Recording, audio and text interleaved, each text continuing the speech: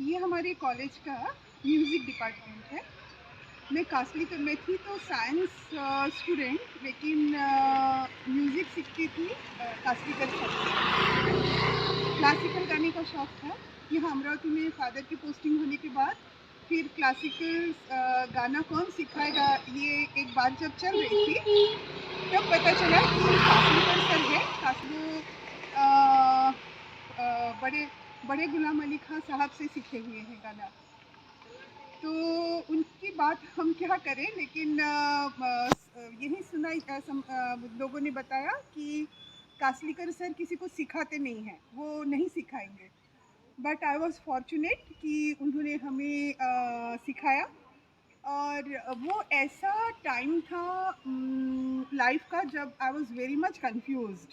And at that time जब उनसे गाना सीखने लगे, हम तीनों बहनें गए थे उनके पास गाना सीखने। देन बाद तक मैंने ही कंटिन्यू किया था। And the affection I got from sir, काकू मतलब उनकी मिसेस, और उनकी जो बेटी है अभी तक मतलब टच में है। उसके बेटे की शादी में भी मैं आई थी।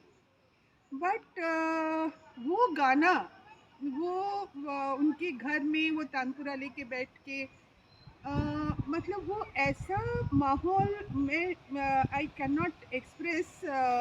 उसके बाद सर है, मंजू, मैं, हम लोग गाना सुनने, जब क्लासिकल गाने की महफिलें लगती थी पूरी रात भर हम लोग जाते थे, पैदल जाते थे, उसके बाद ऐसे लौटना।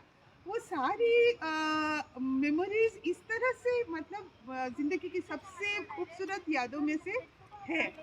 यहाँ अमरावती में अभी जब मैं आई अपनी फ्रेंड के साथ, उसी के घर पे हूँ अभी, हम लोग रुके हुए हैं। तो सबसे पहले निकले तो मैंने कहा कास्लिकर सर का जहाँ घर था वहाँ देखते हैं, वहाँ पहले जाके उस घर के दर्शन करते हैं।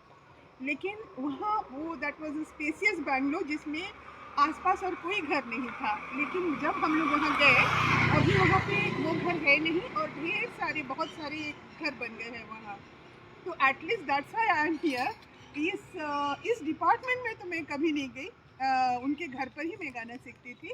लेकिन कम से कम ये वो जगह है जहाँ पे Kaslikar sir, he was the head of music department. तो दैट्स व्हाई आई एम पुरानी यादें ताज़ा कर रही हूँ। और मेरा उनको अभी नहीं रहे हैं सर, काकू भी अब नहीं हैं, लेकिन मेरा उनको शत शत प्रणाम। सर है, काकू है, जिस तरह से उन्होंने बेटी की तरह मुझे अपनी फैमिली में समा लिया था, जिस तरह का अफेक्शन उनसे मिला था और इतनी सहज तरीके से मिला था। और ऐसे ही गुरु होते हैं जो अपने स्टूडेंट्स के दिल में अमिट छाप छोड़ जाते हैं। इसे आप इस बात से भी समझ सकते हो कि after 44 years, not 44 years, I am not coming to Amravati, यहाँ से मैंने अपना ग्रेजुएशन किया था। बीच में मैं सर की बेटी के बेटे की शादी में आई थी, मंजू के बेटे की शादी में आई हुई थी। That too was long back. तो अभी जैसे आई हूँ, आते ही मेरा पहला काम था कि सर का घर देखेंगे। हो नहीं पाया, अभी वहाँ पे बहुत सारी दूसरी बिल्डिंग्स हो गई है, लेकिन दैट इज़ व्हाट, मतलब ऐसा कैरिस्मा रहता है इन टीचर्स में। और वो भी बिना कुछ जताए, बिना कुछ बोले, मतलब बड़ी बड़ी बातें नहीं, कुछ नहीं, सिंपली अपने काम से, सिंपली अपने व्यवहार से वो इस तरह कुछ कर जाते हैं कि आपके दिल में घर बसा जाते हैं। बहुत सारी यादें हैं उस समय की, इतनी fond memories. I just don't have any words to express the feelings, but I would specially like to narrate one incident. Inter college music competition के लिए हमारे कॉलेज की तरफ से मेरा सिलेक्शन हुआ। हल्का फुल्का थोड़ा सा आलाप तान बोलतान जैसे भी सीख लिया था। सोच रहे थे कि हम बहुत बड़े तिस्मार बन गए हैं और इंटर कॉलेज कंपटीशन में जाना था।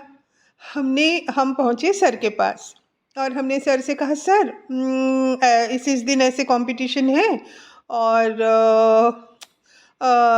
हारमोनियम पे आप मेरे साथ हारमोनियम बजा दीजिएगा। It was and sir simply he said होना. होना means बिल्कुल हाँ. और सर ने पूरा मतलब समय पे आके अच्छे से पूरा साथ में हारमोनियम बजा के. Today when I look back, उस समय नहीं समझ में आया कि कितनी बड़ी बात थी. इतने बड़े इंसान पूरे कभी किसी को वो सिखाते नहीं थे. ये तो मेरा सौभाग्य था कि उन्होंने मुझे सिखाया. तो पूरे अमरावती में जितने मतलब अच्छे कलाकार माने जाते थे, उन्हें जब थोड़ा सा और खुद को एनरिच करना होता था, तो कभी 3 महीने में, 6 महीने में या साल भर में कभी सर मतलब सर से जब बोलते थे वो, तो सर थोड़ा सा उन्हें ये कर दिया करते थे. और वो मेरे साथ बैठ के हारमोनियम बजा रहे हैं, जिसके लिए राज़ी भी वो तुरंत जस्ट एक सिंपल हो ना, जैसे मेरे मुंह की बात ख़त्म भी नहीं हुई और उन्होंने तुरंत कहा होना होना होना, मतलब हाँ हाँ बिल्कुल. और बात हो गई, काम हो गया, उसके बाद उसका कोई जिक्र नहीं, कभी कुछ नहीं. पीपल लाइक कासलीकर सर, वो कहीं आपको ट्यूनिंग कर देते हैं, ट्यून अप कर देते हैं. उस समय तो हमें नहीं पता था कि हम जाके बाद में टीचिंग प्रोफेशन में आएंगे, इतने जी जान से इस प्रोफेशन को चाहेंगे. और बच्चों के लिए ये मतलब ये ऐसे टीचर्स का ही है कि वो आपको ऐसी सिर्फ ऐसे सुर में बांध देते हैं, ऐसे ट्यूनिंग कर देते हैं कि आप जाने अनजाने फिर उसी सुर में गाते हो. वैसा ही आप फिर अपने स्टूडेंट्स के लिए करते हो. So I am so very thankful to him. Thankful भी कहूँ तो जो कहूँ कम है, बट पीपल लाइक हिम